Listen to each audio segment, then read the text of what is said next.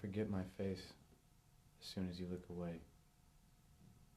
Still, I have a job, a purpose, and I live for my single, godlike ability to command light.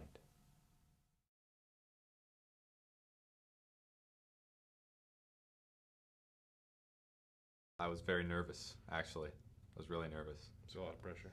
Yeah, yeah. I was just afraid that I was gonna, choke and have a nervous breakdown on set, and yeah, but I didn't, so that's good. Yeah, he was great.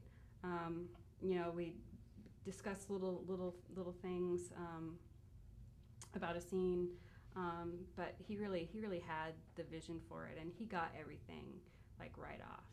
I love working with Jason. He knows the post side of things I think very well, and because of that, being able to express ideas, you don't have to bring it down to layman's terms. You can actually just talk exactly what you're trying to say. Well, I mean, everybody was really awesome, so it was good. I'd never worked with Mike before, and he was really cool. It's a lot of tattoos. Jason is a great director. Yeah. I think Jason Jason did took very direction very well from us.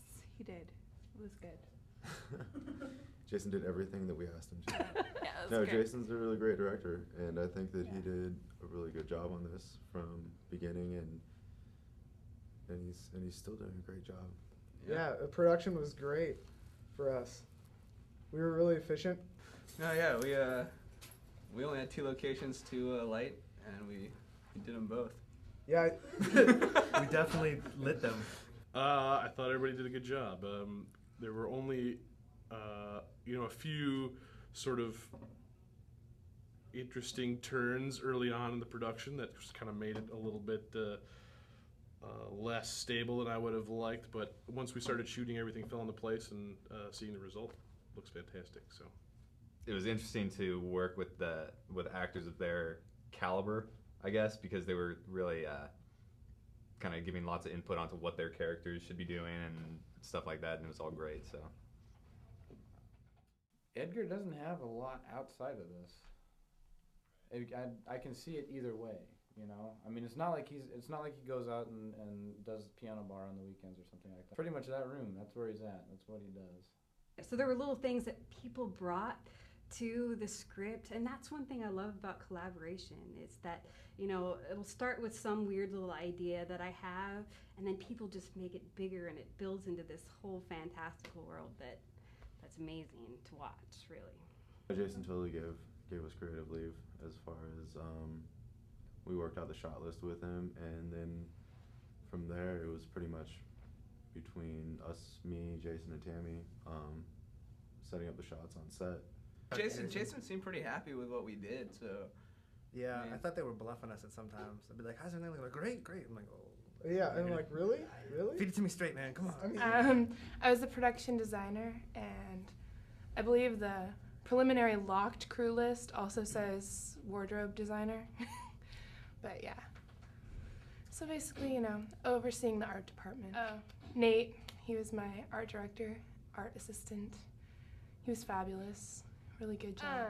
Ashley Rozier did makeup for me, and Devin Fu did hair design, and they're both great. I've known them for a long time, and they worked with me on The Martial Artist as well, and they're both really talented girls. I came up with some pictures, some ideas, and they were just like, what do you want? And I told them exactly what I wanted, and they did it. Sean did an amazing job with the slate. He did, and Jerry.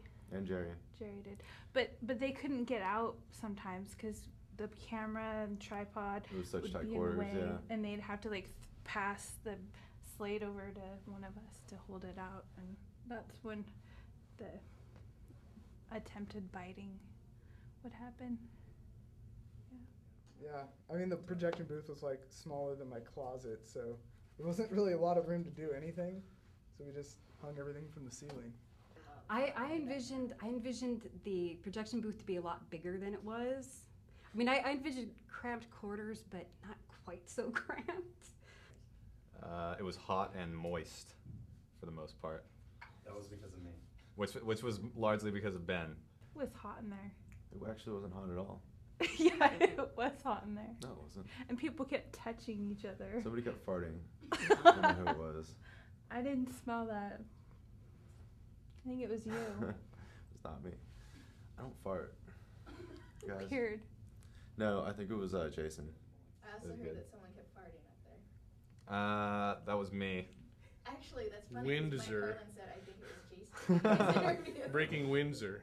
You can use that. Actually, this is the first time I've worked with any director on a script that I've written. I have handed off a script to somebody and then just, watched it later after it was made. And so it was really nice to actually be on set and be able to, talk things over with Jason. And Jason's great. He's a doll. I'm supposed to badmouth people, actually. I was told before I came in here, you have to badmouth people. And no, I can't do it. I can't do it. Everybody in the projection booth except Jason was amazing. Fucking regular Troy Duffy. Yeah. Isn't he? James Cameron. Overnight, that fucking bastard. Regular Colin O'Neill. He would not listen at all to us. And we had a lot to say. Yeah, we had a lot to say. We had a lot he would to not say. listen. It was one of the worst shoots that I've been on.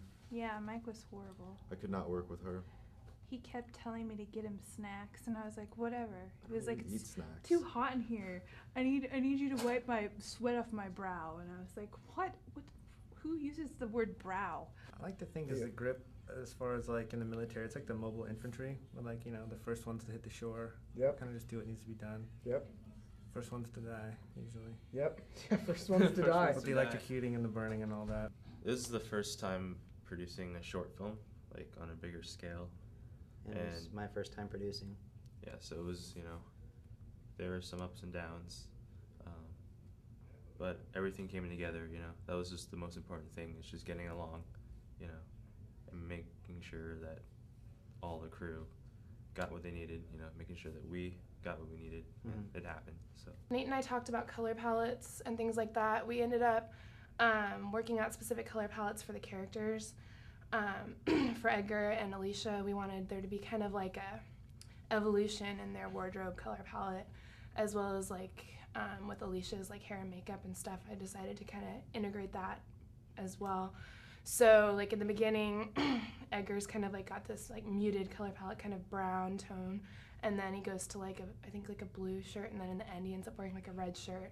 Same with Alicia, she's wearing a white coat. Her hair is back, a little bit more of an innocent vixen-y look, but then the second day that we see her, then her hair's down and looser, and she's wearing satin and a black jacket. And The best part was the walkie-talkies when they were talking. Yeah, What'd Ben you and say? Walker's walkie-talkie What'd you conversations say? were great. What? Hey Ben, are we rolling? 10-minute pause. I'd make a sandwich. Or then you get the nah. You're like, dude, what? And nah. Just easier to watch. Yeah, and then so we'd take a break, make a sandwich, and then be cut, and we'd be like, what? Okay. I know. Well, that's what I'm perfecting it. Now it's going to be more like. Yeah, you were the one yesterday, and it goes. Oh yeah. That's because I was sending the feedback thing. I'm like, what's going on? I've never had a walkie that does that. Every single time. Although I've never had a walkie. Maybe it's there. We've got flies in the shot. Flags? No, nothing. Was that flags or flies? Flies. What? Flies. I'm sorry, nobody knows. What'd you say? Nobody understood anything. No, but I think Ben and Walker both did a really great job as ADs. We were the assistant director. Yes. Which is one. Yeah. Ben was all the places I wasn't. That he wasn't allowed to go into. Back of the bus, sort of thing. Yeah. Sorry. The 2 fuses that we blew. Yeah. I'm still bitter about We did that, some, even though we that did some happens. stupid things. Yeah, well, The the first day. power grid in that place is so weird. It was we figured out it was 2 dog legs interlocking, and so if we plugged in one Or more L's, thing, maybe. L's. It was yeah, like L's, this and dog the legs, thing. L's. I know what you mean when you say dog leg. Yeah. Dog legs has an L in it, so. There you go. All right, that makes sense. So yeah, we blew some fuses. Editing's coming along good. We just finished the final cut this week. I hope it's the final cut. We've had like 5 different versions, so I feel bad for the sound people because he has to basically sync everything after we make a different version. On a project like this, we start cutting sound before we've got a locked picture. And so it turns out that as a sound designer, a lot of your work is just redoing stuff that you've already done every time you get an updated cut. So you have to, every time you get a new cut, most of the dialogue has to be resynced. You get that done, and scenes have been moved around. You've got to relocate effects, change cut points. It's a lot of work. Yeah, so what it's going to do is basically you'll hear those pops, and it'll go through the line, and then it'll loop. It'll just keep going through, and it'll pop again, and loop, and pop again, and loop. And so you'll be able to just, it'll keep okay. going, and so we'll just have you keep saying it, and keep saying it. Okay. Will you help me? Well, I started out as second AC, but through a strange set of circumstances, I went on to become assistant sound editor. I got a crazy stomach flu the day of shooting.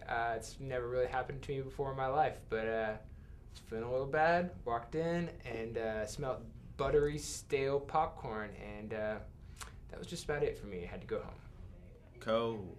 This is important. He wasn't really involved so much in this production. Like from his last production class, he was super into it, but this time, like, he let us be in charge, which was a pretty cool thing. You know, like if there was any mistakes, you know, here and there, he'll send us an email. But yeah, like basically all the students in class did their own thing, you know, and got it done. Just a blowout from preparing so much. Yeah. A blood vessel burst. Could you take a look at that? See if you can find it up there. Help me, Janet. I think the biggest difference this time around was that I was determined not to have my hands on the project as far as like writing it or shooting it or editing it or that kind of stuff, which I did a little bit in the last one. And so I tried to make everything sort of student driven this time. One of the biggest snares for production for us was when Joe got a scrap of sheet metal in his eye. I forgot about that. We were rigging lights in the sketchy pipe above the projection booth, and I said, Joe, watch out for your eyes, and right after that it was like slow motion as this piece of rusty sheet metal flew into his eye. And stayed for 3 hours until you gracefully plucked it out of my eyeball. Yeah, you know, it emerged. It came out of hiding. It actually went from his lower eyelid to his upper eyelid, and then I fished it out with a napkin. Because we watch out for each other. Yeah, grips. The whole crew was really cool. It was nice because we had all worked together on Ophelia previously, so I don't know. I think everything went a lot smoother than the first quarter, and that went fairly smoothly anyway. So this was really nice. I think it must have. Real guys. It's real. It's good. It's good. All right. It was a fantastic experience. It was. I'm happy. Very happy. I lied. I love Jason. I still hate him. I lied. Whatever. I hate Ben though. It's confirmed that I like to direct after this. Yeah. Some people get off that experience and then they want to take a breather from it, but are you ready to jump back in? Oh yeah. Yeah. Yeah. Yeah. I would love it. The shepherd has spoken.